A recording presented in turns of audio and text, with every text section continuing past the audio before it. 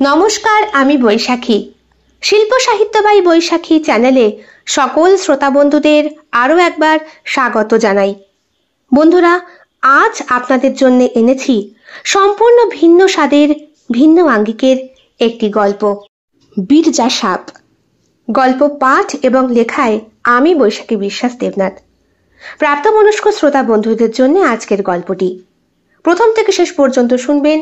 ভালো লাগলে অবশ্যই লাইক করবেন, কমেন্ট করবেন, শেয়ার করবেন এবং আপনাদের প্রিয় চ্যানেল শিল্প সাহিত্য বাই বৈশাখী সাবস্ক্রাইব করে বেল বাটন প্রেস করে পাশে থাকতে একদম ভুলবেন না।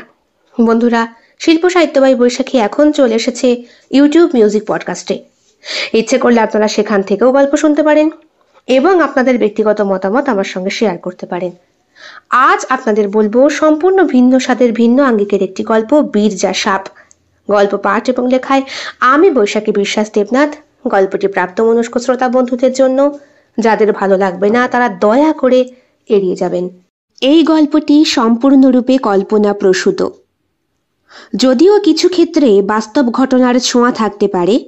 এটি লেখকের কল্পনার সাথে মিশ্রিত একটি সৃষ্টিশীল উপস্থাপন। গল্পটি কোনো ব্যক্তি, ঘটনা বা প্রতিষ্ঠানের সাথে মিলে গেলে তা নিতান্তই কাকতালীয়। এই গল্প শুধুমাত্র বিনোদনের উদ্দেশ্যে তৈরি করা হয়েছে। ম্যাগো, আবার বিয়েছে। বউ বউ, দেখে যাও কি হয়েছে। কি হয়েছে গো?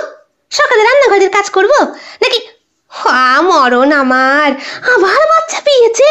হ্যাঁ, এই পুরুষগুলোকে ধরে ধরে না মারতে পারলে তো আমার শান্তি নেই। হ্যাঁ, বছর বছর বিয়াবে, হ্যাঁ 6 মাস অন্তর অন্তর। এ ফেলতে ভাল লাগে কারো? যা যা যা, এগুলোকে ফেলে আয়। কই গেলি ধনা? অধনা! বাসন্তী ছুটতে এগিয়ে গিয়ে বলে, ওকে কেন পাঠাচ্ছেন মা? আমি ফেলে আসি। না না না, তুমি ফেলতে পারবে নি। শেষে আবার আঁচড় মাচড় দিয়ে দেবে। ধনা, ওর মায়ে পয়ে শুদ্ধ বাইরে ফেলে দিয়ে তো জঙ্গলে, শিয়ালে খাবে কোনি। মা মা, এমন করা ঠিক না। বিড়াল হলো গিয়ে মা ষষ্ঠীর অবতার। যদি কোনো একটা খারাপ কিছু। আর চুপ করো তো। বউ, তুমি নাক গলিও না। ধনা বলে, ফেলেই দিয়ে আসি। ঘরদোর পরিষ্কার রাখো তো, নাহলে নোংরা গন্ধে টেকা যায় না। হেগে মুতে ছড়া দিয়ে তবে। ওই দেখি, একটা প্লাস্টিকের মধ্যে 6টা বিড়ালের বাচ্চাকে পুড়ে গ্রামের বাইরে জঙ্গলে রেখে এলো ধনা। বাড়ি ফিরতে ফিরতে সন্ধে হয়েছিল তার। বাড়িতে এসে মাকে বলল, মা, এই আগামীকালই কিন্তু আমার রওনা। এই তো এলি বাবা, আবার যাবি? হ্যাঁ, বোন এসেছিল, বাসন্তী, সাবধানে থেকো। বাসন্তীর চোখে জল টলটল করছে। ওর দৃষ্টি আটকে রয়েছে দূরের জঙ্গলে। কি হলো, মন খারাপ? না, একটা মায়ের কাছ থেকে তার সন্তান ছিনিয়ে নিলে গা অভিশাপ লাগবে না? অভিশাপ? অভিশাপ আবার কি অভিশাপ? বিড়াল আবার অভিশাপ দিতে পারে নাকি? ই বলে, মূর্খ মেয়ে ছেলে কোথাকার। শহরের এক পুরনো একান্নবর্তী বাড়ি। উঠোনে হাঁস মুরগিগুলো ডাকাডাকি করছে। রোদ পড়েছে। টিনের চালা দেওয়া সামনের দিকটা ঘেরা। অন্দরমহলের ভেতরের ঘরগুলো রীতিমতো পাকা। পৈতৃক নিবাস প্রায় 250 বছর আগের।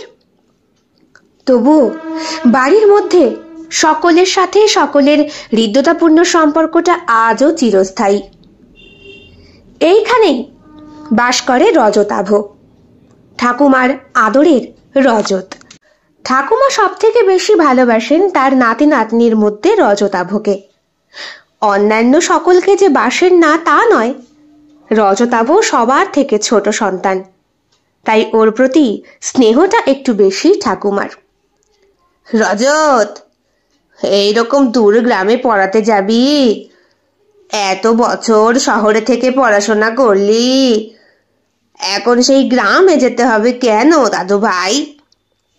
রজতাভ অর্থাৎ রজত হালকা হাসি দিয়ে বলে, গ্রাম তো আমাদেরই দেশ ঠাম্মি, ওদেরও তো কেউ চাই।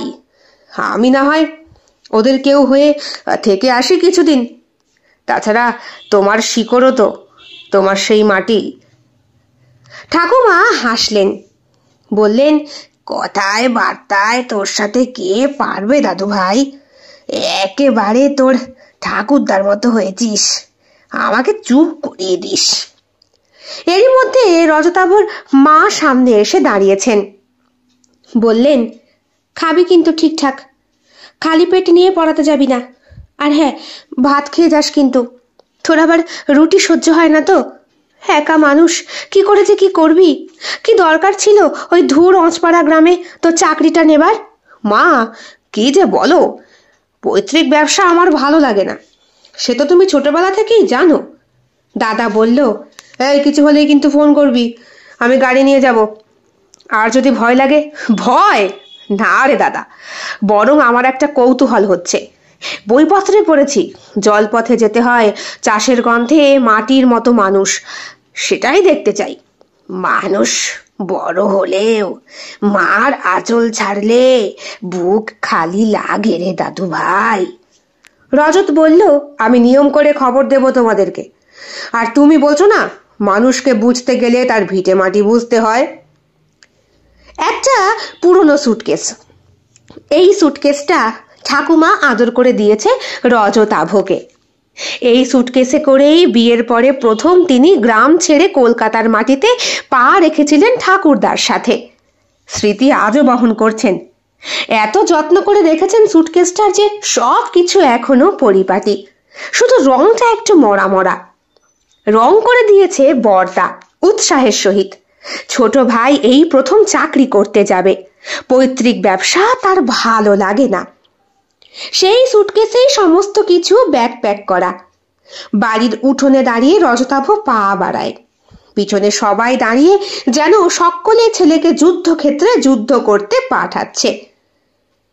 যাত্রাপথ ট্রেনে, বাসে, অটোতে, তারপর নদীতে নৌকা পারাপার। ট্রেনের জানালায় রজতাভর চোখ আটকে যায়। বাইরে সুন্দর একটা দৃশ্য। এই আমি যাচ্ছি, কলকাতার কংক্রিট ছেড়ে নামছি কাদা মাটির দেশে। বাবার মুখটা খুব মনে পড়ছিল। বাবা বলেছিল, যেখানেই যাও নিজের মানবিকতাকে কিন্তু খবরদার ভুলে যেও না। ট্রেন থেকে নেমে রজত বাসে উঠেছে। হেলতে তুলতে বাস চলেছে কাঁচা লাল মাটির রাস্তায়। যাত্রী বললেন, কোথায় নামবেন দাদা? কানাইপুর। হো, ওই গ্রামে নাকি নতুন স্যার আসছে শুনছিলাম। আপনি কি? হ্যাঁ, আমি নতুন শিক্ষক। লোকটা মৃদু হেসে জানলার দিকে তাকায়। একজন যাত্রী বললেন, ওখানে স্কুলটা নদীর ধারে, খুব ভালো জায়গা। ওরা গরিব ঠিকই, কিন্তু মানুষজনকে বড্ড ভালোবাসে। সবই তো ভালো, কিন্তু ট্রেনে, বাসে, অটোতে চড়ে শেষ পর্যন্ত নৌকায় দুলতে দুলতে এসে রাত 10টা বাজলো। পথ ঘাট একেবারে পাতায় ছাওয়া, যেন ঝাড় দেয় না অনেক দিন। অবশ্য গাছের পাতা প্রতিদিনই নিজের রূপ বদল করে, মাটিতে ঝরে পড়ে, আবার নতুন পাতা হিসাবে সবুজ রঙে জন্মায়। হাতে টর্চ নিয়ে দাঁড়িয়ে রয়েছে রাস্তার মোড়ের কাছে রজতাভ। এদিকে ঝিঁঝি পোকার ডাক। আকাশে বেশ ঘন কালো মেঘ করেছে, ঝোড়ো হাওয়া দিচ্ছে, যার কারণে গাছের শুকনো পাতা আরো বেশি জড়ো হচ্ছে। বৃষ্টি কিন্তু হচ্ছে না। রজতাভর পায়ের নিচে লাল মাটি, জুতো পরা, গায়ে হালকা রঙের পাঞ্জাবি। সুটকেসটা টানতে টানতে রীতিমতো হা পাচ্ছে। কেউ কি নেই এখানে? শুধু মাটি আর রাস্তা, গাছের নিচের ঝোড়ো পাতার নাড়াচাড়া, ঝিঝির ডাক। শহরের কোনো শব্দই এখানে নেই। এখানে আছে এক রাশ নির্জনতা আর গভীর কিছুর আমন্ত্রণ। হঠাৎই একটা কুকুর ডেকে ওঠে। রজত চমকে তাকায়। ঠিক তখনই একটা ছায়াকে এগিয়ে আসতে দেখে। হাতে হ্যারিকেন। একজন বৃদ্ধ লোক, গায়ে মলিন ধুতি পাঞ্জাবি। আপনি কি নতুন স্কুলের শিক্ষক? হ্যাঁ, আমি রজতাভ ঘোষ। আচ্ছা আচ্ছা আচ্ছা, আমি তো ঠিক সময় এসেছি। কিছুক্ষণ আগে জোর ঝড়টা থামলো। আচ্ছা চলুন, আপনাকে নিয়ে যাই। মাঠের মধ্যে দিয়ে গরুর গাড়ি চলেছে। দুপাশে ধানক্ষেত, মাঝে মাঝে জোনাকির আলো। গাড়ির সামনে একটা হ্যারিকেন। তার ম্লান আলোয় রজতাভর মুখে অল্প আলো এসে পড়েছে। সুটকেসটা এক পাশে রেখেছে সে। ঘেমে যাচ্ছে, কারণ এতক্ষণের পরিশ্রমে পেটে প্রচন্ড খিদের জ্বালা। খুব খিদে পেয়ে গেলে শরীরে অসম্ভব একটা উদ্বেগের সৃষ্টি হয়। গরুর গাড়ি ধীরে ধীরে চালাচ্ছেন সেই বৃদ্ধ লোকটি। বললেন, আমার নাম গণেশ মণ্ডল। বেশ অভিজ্ঞ লোক। বললেন, আমি ঠিকই ধরেছি, আপনি শহরের মানুষ, তাই না? হ্যাঁ কাকা, শহরেই বড় হয়েছি। কলেজ, ট্রেনিং সবকিছু ওখানে। তাই তো ভাবছিলাম, শহরের ছেলে হয়ে এই ধান গন্ধওয়ালা গ্রামে পড়তে এলেন। ও, আপনি তো পড়াবেন, অবাক লাগছে না? আসলে এক জায়গায় বসে শুধু চাকরির খোঁজ করছিলাম অনেক দিন। একটা সময় মনে হলো আমি পড়াতে সত্যিই ভালোবাসি, তাই যেখানে যাওয়া উচিত সেখানেই বরং যাই। বাহ, ভালো কথা বললেন। কিন্তু আপনি জানেন তো স্যার, স্কুল আছে ঠিকই, কিন্তু কেউ পড়তে আসে না। মেয়ে ছেলেগুলো সকালে ওই মাঠে যায়, বিকেলে গরু চড়ায়, সন্ধ্যেতে মায়ের সঙ্গে হেসেলে কাজ করে। পুকুরে, ক্ষেত খামারে দিন আনে দিন খাওয়া মানুষ। ওরা পড়বে কখন আর পেট চালাবে কখন? জানি, চেষ্টা করব। না হলে এইভাবে তো আর এক প্রজন্ম থেকে আরেক প্রজন্ম কেবল খেটেই মরবে, কিছু শিখবে না, তা তো হয় না। ঠিকই স্যার, কিন্তু স্যার, পড়াশোনায় পেট ভরে না এই গ্রামে। শহরের মতো নয়। এখানে পড়ে চাকরি পাওয়া এক স্বপ্নের মতো। অনেকেই হারিয়ে গিয়ে হাল ছেড়ে দিয়েছে। তাও কেউ তো একজন স্বপ্ন দেখাক, ওদেরকে বলুক তোমরাও পারো। আমি চাই ওরা ভাবুক স্কুল মানে শুধু বই না, একটা জানালার মতো, যেখান দিয়ে বাইরের দুনিয়াকে স্পষ্ট দেখা যায়। আপনি যদি সেই জানালা হন, তাহলে ভরসা করি আপনি এলে হয়তো কিছু পরিবর্তন হবে। তবে একটা কথা মনে রাখবেন। কি কথা?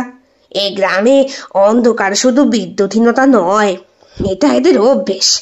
আলো দেখলে এরা চমকে ওঠেছে। আপনাকে ধীরে ধীরে এগোতে হবে, তবে পেছন ফিরে দেখলেই ভয়।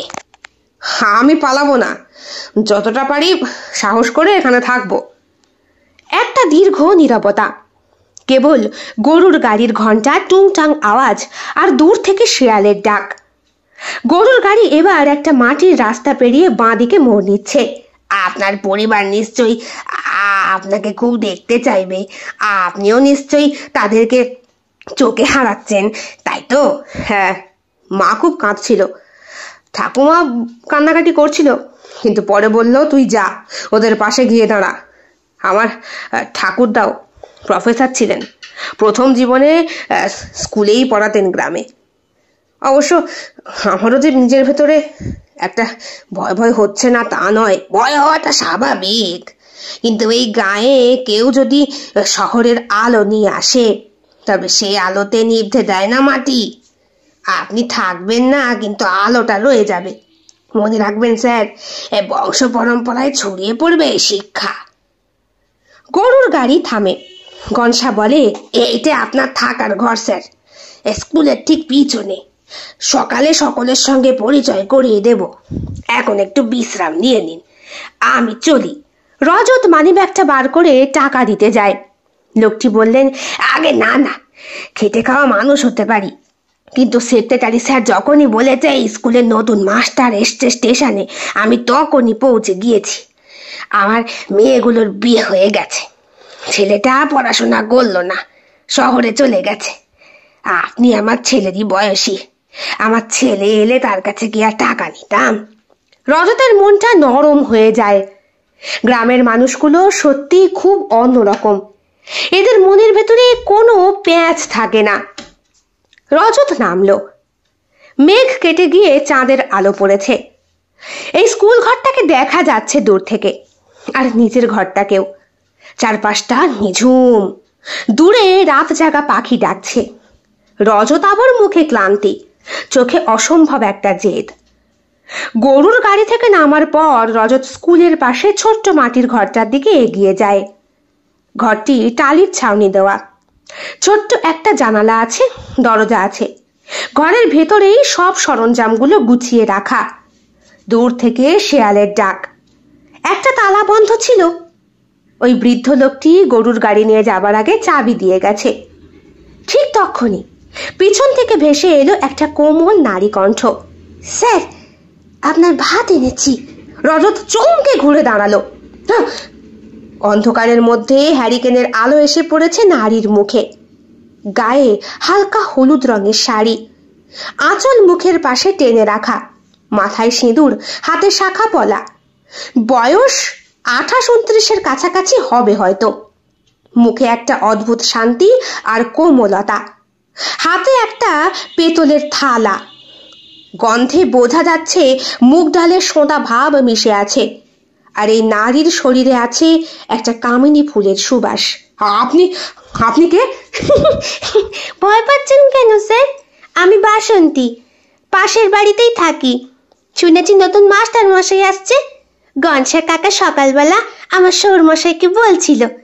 আমি ভাবলাম এখানে এসে তো আর আপনি খেতে পাবেন না, সকালে পরিচয় হবে সবার সঙ্গে।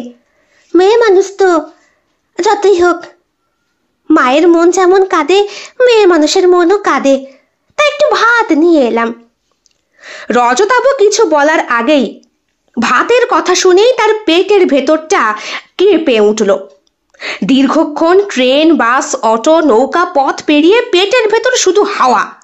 রীতিমতো ছুঁচো ইঁদুরের যেন যুদ্ধ বেঁধে গিয়েছে। একবার ভাবছিল আশেপাশে দোকান খুঁজে চাটা খেয়ে নেবে, অথবা গ্রামে ঢোকার মুখে কোনো হোটেল। অথচ হোটেলের তো টিকি মাত্র নেই। এইখানে এসে শুধু মাটির ঘর, ধান ক্ষেত আর নির্জনতা ছাড়া কিচ্ছু নেই। রজত বেশ লজ্জা মিশ্রিত কণ্ঠে বলল, আপনি খুব দয়া করলেন। আসলে ভেবেছিলাম আজকে আর কিছু খাওয়াই হবে না হয়তো। ঠাকুমা নারকেল নাড়ু দিয়েছে ব্যাগে। ভেবেছিলাম এত ধকল গেছে, কোনো রকম হাত মুখ ধুয়ে না হয় ওই নাড়ু খেয়েই। প্রথম দিন একটু কষ্ট হবে স্যার। এখানে হোটেল আর চায়ের দোকান বলতে সব সেই মোড়ের মাথায়। আপনি নিশ্চয়ই খুঁজেছেন, পাননি। ভালোই হলো, আমি নিয়ে এসেছি, খেয়ে নিন। যদি কিছু মনে না করেন, ভাতের থালাটা ঘরের ভেতরে রেখে আসি। দেখে তো মনে হচ্ছে এখনো হাত মুখ ধোয়া হয়নি আপনার। না না না না, হাত মুখ ধোয়া হয়নি, প্লিজ একটু রেখে যান। বাসন্তী ঘরের ভেতর প্রবেশ করে, ভাতের থালা রাখে ছোট্ট চৌকিটার পাশে টেবিলে। আলতো করে রেখে মুখটা ঘুরিয়ে বলে, একলা মানুষ তো, কেউ না কেউ তো একটু খেয়াল রাখতেই হয়। রজত তাকিয়ে আছে অবাক হয়ে। এই নারীর চলাফেরায়, কথা বলায় এমন এক ধরনের ভারসাম্য আর আত্মবিশ্বাস যা গ্রামে সচরাচর দেখা যায় না। তার শরীরের প্রতিটি ভঙ্গিমায় যেন সংযত কোমলতা। গন্ধে গন্ধে মিশে আছে কামিনীর গন্ধ, আর চোখে গভীর কিছু যা ধরা যায় না, কেবল টের পাওয়া যায়। আপনি এখানেই কি থাকবেন? হ্যাঁ, ওই স্কুলের পাশে সৌর বাড়ি আমার। স্বামী বাইরে কাজ করে, আমি আমার শাশুড়ি আর সৌর থাকি। আপনি বিশ্রাম নিন না, আমি কাল সকালে আপনাকে স্কুল দেখাতে নিয়ে যাব। নতুন জায়গা, কিছু কিছু জিনিস আপনার চিনে নেওয়া দরকার। রজত ধন্যবাদ জানাতে যাবে, ঠিক তখনই বাসন্তী ঘুরে দাঁড়ায়। হাঁটার সময় তার শাখার শব্দ আর মাটির উঠোনে তার পায়ের ছাপ পড়ে থাকে। যাওয়ার আগে একবার পিছন দিকে তাকিয়ে বলে, গরম গরম খেয়ে নেবেন স্যার, না হলে ভাতটা ঠান্ডা হয়ে যাবে। আলু পোস্তটা কিন্তু আমি বানিয়েছি। হ্যারিকেনের আলো ধীরে ধীরে অন্ধকারে মিলিয়ে গেল বাসন্তীর চলাফেরায়। পিছনে পড়ে রইল কামিনীর গন্ধ। রজত একা ঘরে, সামনের টেবিলে ভাতের থালা। তাড়াতাড়ি হাত মুখ ধোয়ার কথা মাথা থেকে উড়ে যায় তার। ওই থালার উপরে কত কিছু সাজানো। পেতলের থালার উপর একটা স্টিলের থালা দিয়ে খাবারটা ঢাকা।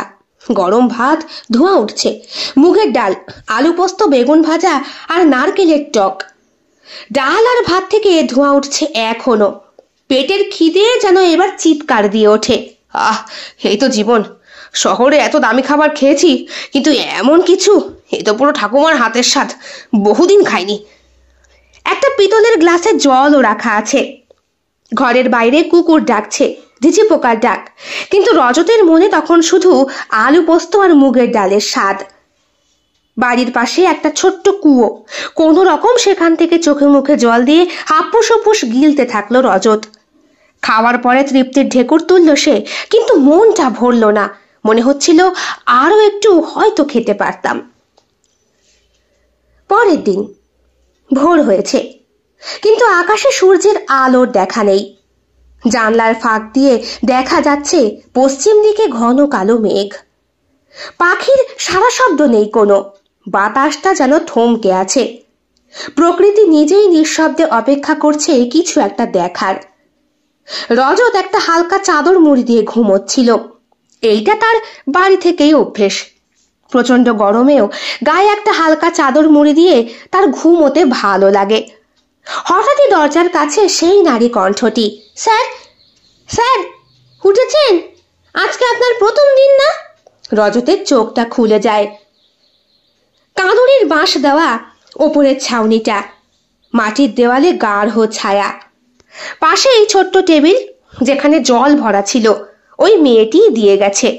হ্যাঁ, ও এত ভোরেই তো শুরু স্যার।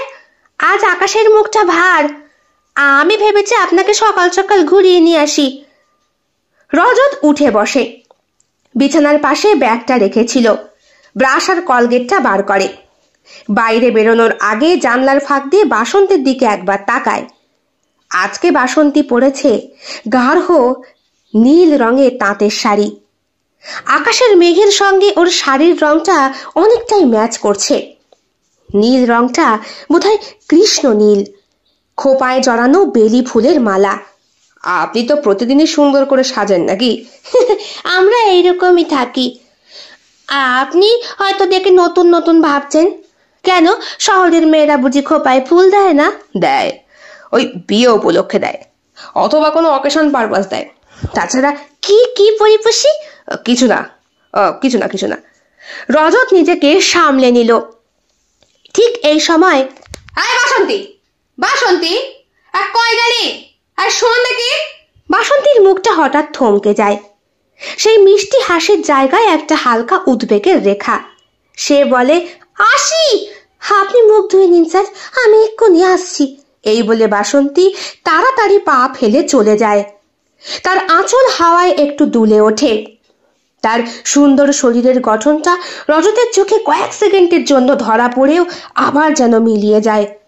আজকে মাটিতে মিশে থাকলো বেলি ফুলের গন্ধ, আর বাসন্তীর শরীরের কেমন একটা সোঁদা গন্ধ। রজত বেরিয়ে আসে। কুয়ো থেকে ভালো করে হাত মুখ ধুয়ে জল তুলে ব্রাশটাকে রেখে দেয় পাশে। এমন সময় আকাশে জোর একটা গর্জনের শব্দ।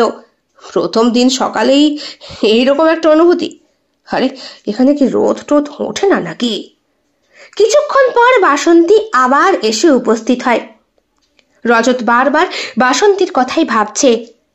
ওর ঘর থেকে বেশ কিছুটা দূরে, তবুও অস্পষ্টভাবে বাসন্তী যে কারো সঙ্গে কথা বলছে দেখতে পাচ্ছে রজত। ঘড়ির দিকে তাকায় সে। 9টা বাজে। এখনো পর্যন্ত কিচ্ছু খাওয়া হয়নি। দেরি হয়ে গেল স্যার, এই নিন। ভাবনার সঙ্গে সঙ্গে মিষ্টি সুরেলা কণ্ঠ আর হাতে 1 কাপ গরম গরম চা। এটা কি? রুটি তরকারি আছে। আমি লুচি করছিলাম। শাশুড়ি বলল, যদি আপনার গ্যাস অম্বল হয়। শহরের লোকেদের নাকি ওই রোগ খুব বেশি। আপনার অভিজ্ঞতা আছে দেখছি। আগে না, স্বামী এসেছিল যখন, তখন ওগুলো খেতে চাইনি। আমি জোর করে খাওয়ালাম। তারপরেই তো। তারপরে সে যে গেল, আর এলো না। ভয় নাকি আসে না, আমি জোর করে খাওয়াই তাই। বেশ মজার কথা বলেন তো। খুব খিদেও পেয়েছিল রজতের, তাই সব খাবারটা যখন খেলো তারপরে ঘড়িতে বাজলো ঠিক 9:30। আকাশে রোদের চিহ্ন মাত্র নেই। চাপা কালো মেঘ পশ্চিম দিক থেকে ঢেকে রেখেছে গোটা গ্রামটাকে। বাতাসে যেন ঘূর্ণি উঠছে, শুকনো ধুলো উড়ে যাচ্ছে কখনো। স্কুলের পাশে হেঁটে রজত আর বাসন্তী যাচ্ছে। চারপাশে গাছেরা নুইয়ে পড়েছে ঝোড়ো হাওয়ায়। এত অন্ধকার, এরকম সকাল কবে দেখেছি শহরে মনে পড়ে না। আচ্ছা, কেমন যেন অদ্ভুত না? কালকেও ঝড় উঠলো, অথচ এক ফোঁটা বৃষ্টিও হলো না। এই গ্রামে এইরকমই আকাশ স্যার। দেখবেন ঝড় উঠবে, মেঘ করবে, মাটির গন্ধ ছড়াবে, বৃষ্টি নামবে না। বৃষ্টি হবে না মানে? এই গ্রামে বৃষ্টি খুব দামি স্যার, সহজে আসে না। যখন আসে তখন থামতেই চায় না। আসলে কোনো মেয়ের বিয়ে হলে তখন রজতের চোখটা বড় হয়ে যায়। সে হঠাৎ যেন একটা হোঁচট খায়। বাতাসেও একটা ভারী গন্ধ। কি বলছেন, বিয়ে হলে বৃষ্টি হয়? এ আবার কেমন যুক্তি? যুক্তি নয় স্যার, নিয়ম, পুরনো প্রথা। বৃষ্টির সঙ্গে মেয়ের বিয়ে, এই দুটো জিনিস একসঙ্গে এলে জমি ফলে, ফসল হয়, নদীও বাড়ে। এসব তো অন্য কোনো গ্রামে হয় না, এখানে এমন হয় কেন? কারণ এই গ্রামে বিয়েই হয় না, অন্তত প্রতি বছরে তো নয়, কখনো তো 2-3 বছর পর পর একটা বিয়ে হয়। আর গত 5-7 বছরে একবারও নয়। কেন, গ্রামে কি মেয়ে নেই? মেয়ে আছে স্যার, অনেক আছে, অনেক বেশি আছে, কোনো পুরুষ মানুষ নেই। রজতের পাটা আচমকা থেমে যায়, গলার স্বরটা নিচু হয়ে আসে। তারা স্কুলের গেটের কাছাকাছি পৌঁছেছে। বাসন্তীর চোখে অদ্ভুত একটা ঝিলিক খেলে যায়। এই গ্রামে পুরুষ নেই মানে?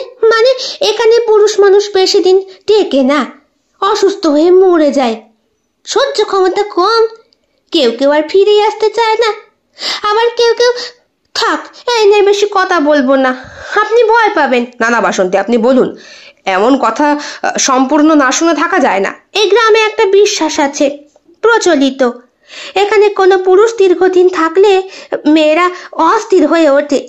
অস্থির মানে? মানে একসঙ্গে অনেক পুরুষ মানুষ দেখলে গ্রামের অনেক মেয়েরা তাদেরকে পেতে চায়, ভালোবাসার জন্য নয়, শরীরের জন্য, স্পষ্ট করে বললে ভোগ করার জন্য। রজতের গা কাঁটা দিয়ে ওঠে। বাতাস থেমে গেছে এক মুহূর্তের জন্য, কেবলমাত্র শুকনো পাতার ঝরঝরি আর দূরে কোনো হাঁসের ডাক। বাসন্তীর চোখে যেন অদ্ভুত একটা কুয়াশা, যা সে লুকোতে পারছে না, আবার বলতে চাইলেও থেমে যাচ্ছে। কি বলছেন আপনি? এই সময় এমন হয়? গ্রামের সবাই চুপচাপ দেখে? চুপ থাকে, কারণ তারা জানে বলেও লাভ নেই। বাইরে থেকে কেউ এলে শুরু হয় আকর্ষণের দোলাচল।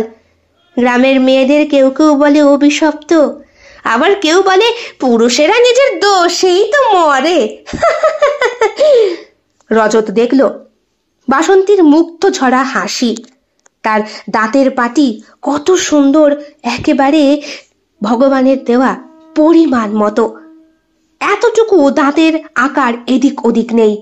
ভগবান সুন্দরভাবে ওর দাঁতের পাটি সাজিয়েছেন, একটি একটি করে যেন মুক্ত বসিয়ে। আপনি এসব বিশ্বাস করেন? আমি কিছুই বিশ্বাস করি না, শুধু জানি 7 বছরে এই স্কুলে কেউ টিকতে পারেনি 3 মাসের বেশি। আপনি কি পারবেন মাস্টার? একটা চুপচাপ ভারী নিস্তব্ধতা।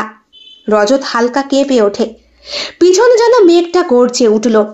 ঠিক তখন স্কুলের মূল ফটকে পৌঁছায় তারা। গেটটা খোলে রজত, ভিতরটা একদম নীরব। 10টা বাজে, ঘন মেঘে আকাশ এখনো ঢাকা, বাতাস থমকে গেছে, মাঝে মাঝে দূরে মেঘের গর্জন শোনা যায়।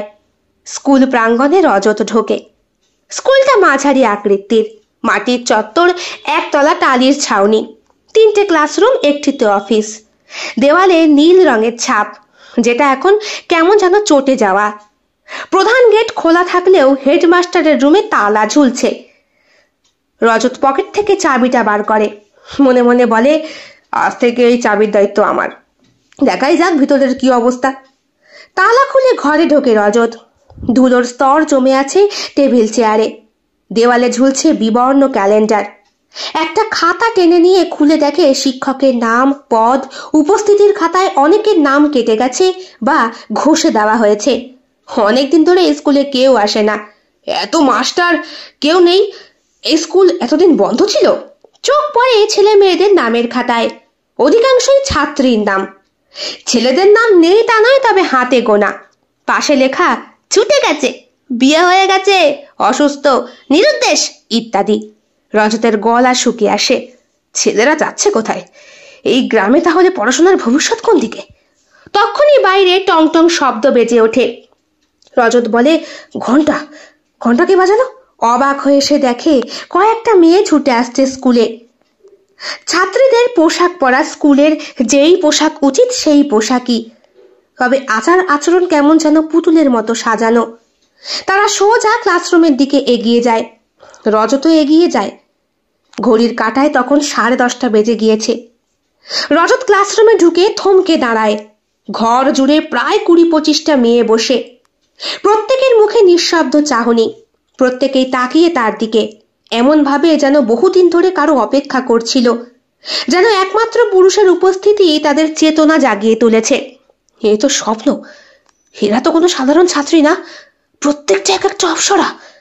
একজন মেয়ের চুল খোপা করে বাঁধা, টিপ পরা, চোখে কাজল দেওয়া, আরেকজন দুপাট্টা দিয়ে মুখ ঢেকেছে, কানে ঝুমকো, কারো ঠোঁটটা গাঢ় লাল, কারো আবার খালি পায়ে নুপুর, চোখে অদ্ভুত দৃষ্টি, যা সাধারণ শিখতে চাওয়া শিক্ষার্থীর নয়, বরং কামনার চুপচাপ ঝড়। তোমরা সবাই এসেছো, ভালো কথা। তোমাদের নামগুলো বলবে এবার একে একে? আর এখানে আর কোনো মাস্টার নেই? মেয়েরা চুপ, কেবল মুচকি হেসে তাকায়। কেউ আঙুলে চুল পেঁচায়, কেউ পায়ের আঙুলে ধুলো ঘোরায়। শুনছো না? আমি নতুন মাস্টার, আমি চাইছি তোমাদেরকে ঠিকঠাক চিনে নিতে।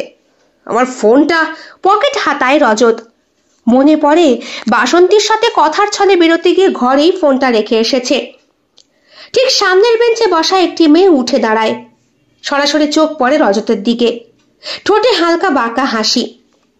স্যার, আপনি শুধু নাম জানতে চান নাকি আমাদের আরো কিছু জানতে চান? ঘরে ফিসফিসালি শব্দ। কয়েকজন মেয়ে কাঁধে কাঁধ ঠেকিয়ে হাসছে। রজতের মুখ লাল হয়ে যায়, রাগে না লজ্জায় বোঝা যায় না। সে মাথা নিচু করে কিছু কাগজ বার করে, অস্থির গলায় বলে, এখন পড়াশোনা করব, বই বার করো। আজ আমরা ভাষার উৎপত্তি নিয়ে আলোচনা করব। একটা মেয়ে ফিসফিস করে বলে, ভাষা তো চোখ দিয়ে হয় স্যার, তাই না? রজতের গলা শুকিয়ে যায়। সে বোঝে ছাত্রীরা শুধু বইয়ের নয়, চেতনার গভীরে গিয়ে কিছু একটা জানতে চায়। আর এই গ্রাম আর এই স্কুল যেন একটা অদ্ভুত চক্রে বেঁধে রেখেছে সকলকে। আমি এদেরকে ঠিক বদলে দেব, আমি পড়াশোনার আলো ফেরাবো, যে যেমনই হোক আমি চেষ্টা ছাড়বো না।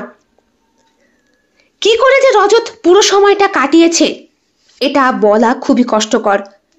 বিকেলবেলা স্কুল থেকে ফেরার সময় রজতের মনটা পুরো উল্টে গেছে।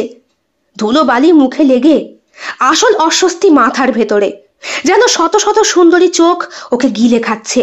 সেই চাহনি, নিঃশব্দ গন্ধ, অদ্ভুত হাসি, আর প্রত্যেকটা মেয়ের দৃষ্টিতে এক কামনা জর্জর ছায়া। এরা পড়তে এসেছে না আমাকে? এইভাবে কেউ পড়ে নাকি স্কুলটা অন্যরকম? আচ্ছা, মাস্টারগুলো কোথায়? সে হাঁটতে হাঁটতে নিজের ঘরে ফেরে। কুয়োর পাশে হাত মুখে জলের ছিটে দেয় রজত। তারপরে মাথা নিচু করে একটা দীর্ঘ নিঃশ্বাস ফেলে। চারপাশটা কেমন যেন কুয়াশার স্তব্ধ। প্রচন্ড খিদেও পেয়েছে। স্যার, ভাত রেখে যাই? রজত থমকে তাকায়, মুখ তুলে দেখে আজকে এই মুহূর্তে বাসন্তীর পরনে একটা ঘিয়ে রঙের শাড়ি, খোলা চুলে গন্ধ ছড়ানো, চোখে গভীর দৃষ্টি। ঘিয়ে রঙের শাড়িটা লাল পাড়, কিন্তু ভিতরটায় কেমন যেন লুকোনো একটা। আমি আপনার ঘরে গিয়েছিলাম আপনি স্কুলে যাওয়ার পর, ওই থালা নিয়ে আসতে। আজকে কিন্তু ভাত দিয়েছি, আলুর দম করেছি, সাথে বেগুনি করেছি, আর করেছি লাউয়ের ডগা দিয়ে মটর ডাল। ভেতরে ভেতরে এসো না, ভেতরে এসো। রজতের কেমন যেন আপনি আজ্ঞে শব্দটা কণ্ঠনালী বেয়ে আর বাইরে আসে না, সেটা তুমিতে পরিণত হয়। সে বাসন্তীকে আমন্ত্রণ করতে চাইছে না, তাও করে ফেলে। সে নিজেও বাসন্তীর পিছনে পিছনে ঢোকে। থালাটা টেবিলের ওপর রাখে বাসন্তী। সেই মুহূর্তে আকাশে প্রচন্ড গর্জন, বজ্রপাত। জানলাটা কেঁপে ওঠে খানিকক্ষণ। দমকা হাওয়া থেমে গিয়ে কেমন যেন কামিনীর গন্ধপূর্ণ বাতাসের রূপ নেয়। আরে, আজ তো বোধহয় বর্ষা নামবে, এলাকার লোকজন বলে। এমন গর্জন তো বহুদিন শুনিনি রে শ্যামা, আজ বোধহয় জল নামবে। কার কপাল পড়লো কে জানে গো বৌদি, আমাদের ভাতারগুলো তো আসে না কত বছর। রজত সেই শব্দ শুনতে পায়। বাসন্তীর চোখে মুখেও একটা অস্থিরতা।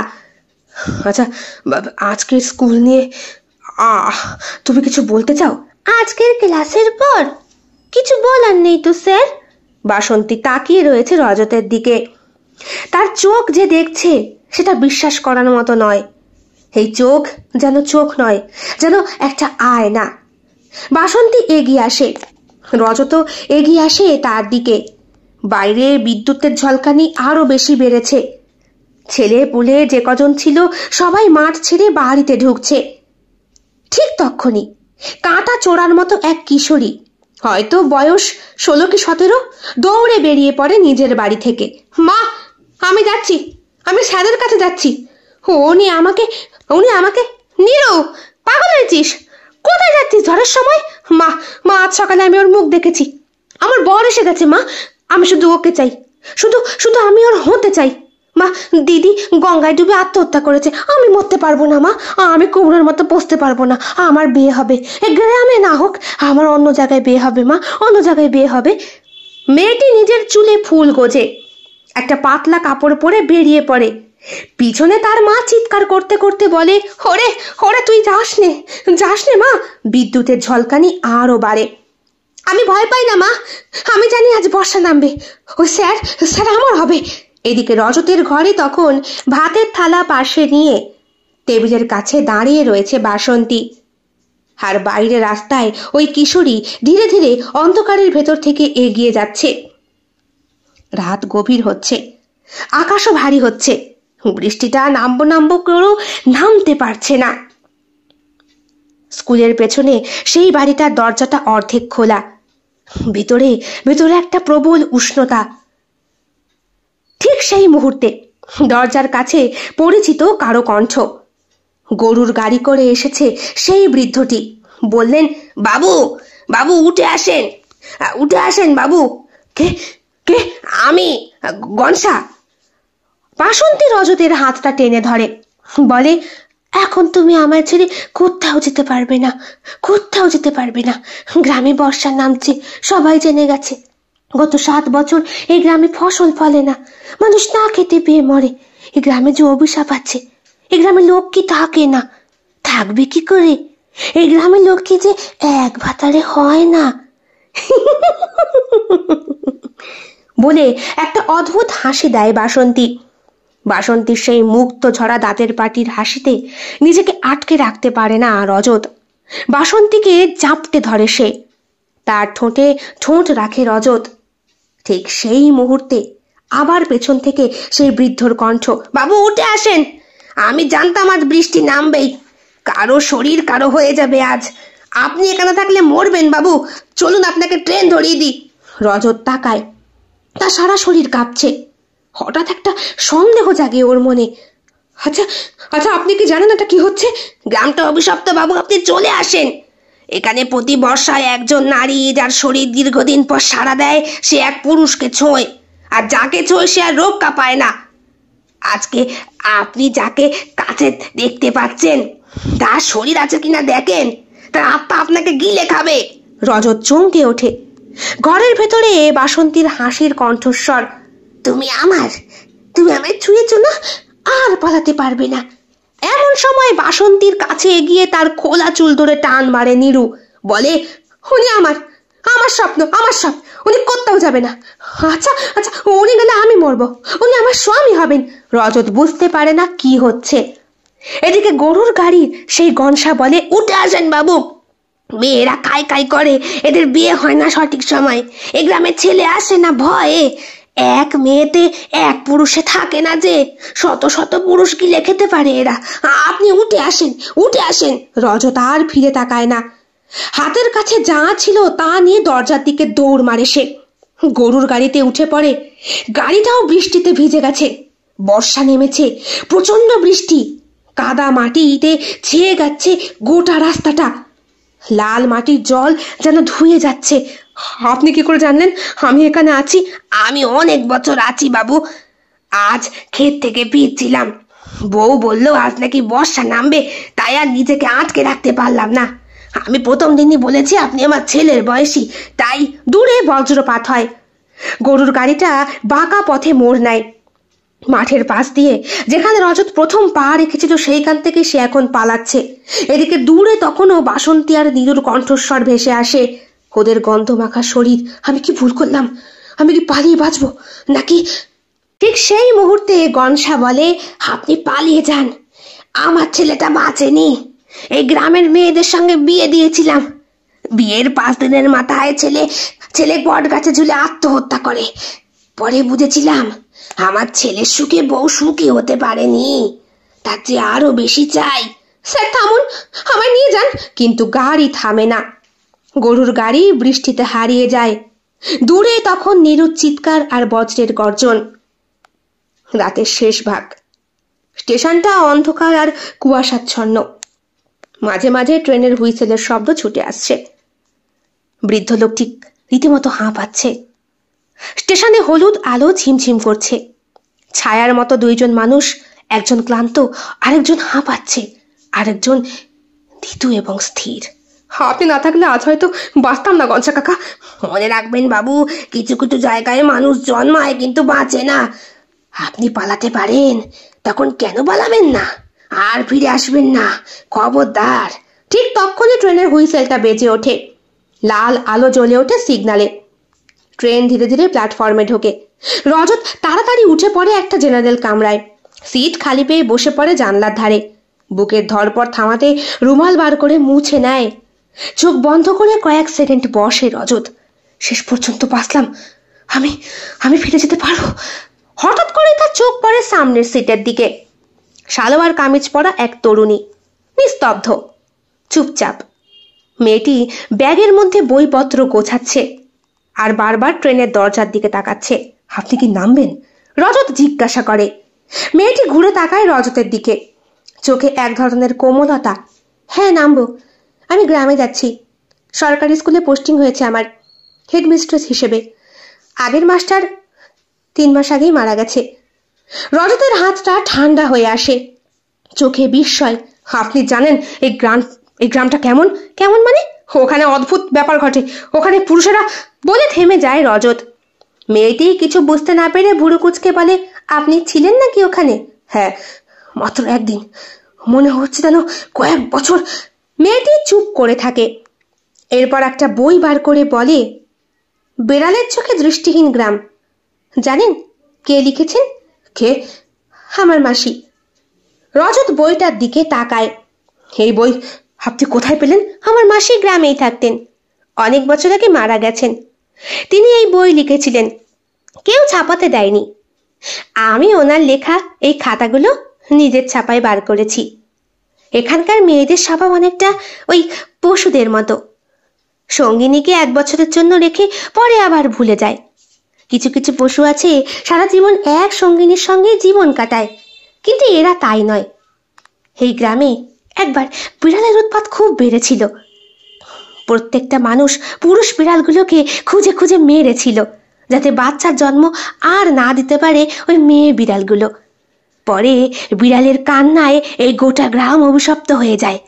বিড়ালগুলো তো শেষ হয়, তারপর তারপর তারপর মানুষগুলোও যায়। আচ্ছা, আপনার মাসির নাম? বাসন্তী বালা। রজতের রক্ত হিম হয়ে যায়। মেয়েটি ট্রেন থেকে নামার জন্য উঠে দাঁড়ায়। ওর সালোয়ার কামিজের ভিতর থেকে, ওর চোখের ভিতর থেকে যেন বাসন্তীর ছাউনি। আপনি যদি কখনো আবার আসেন আমার ঘরে, চা খেয়ে যাবেন কিন্তু। আমার মাসি অনেক কিছু আগে থেকেই জানতেন, বাকিটা আমিই লিখব। রজত হতভম্ব হয়ে তাকিয়ে থাকে। মেয়েটি ধীরে ধীরে নামতে থাকে ট্রেন থেকে।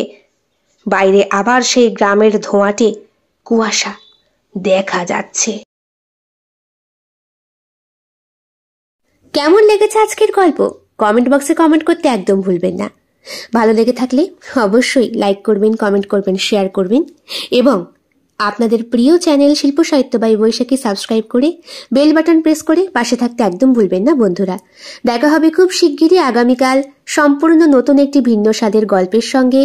আপনাদের সকলের উপস্থিতি একান্তভাবে কামনা করি। সকলে খুব ভালো থাকবেন, সুস্থ থাকবেন এবং একইভাবে সাহায্য এবং সহযোগিতার হাত বাড়িয়ে দেবেন। সবাই ভালো থাকবেন। শুভরাত্রি।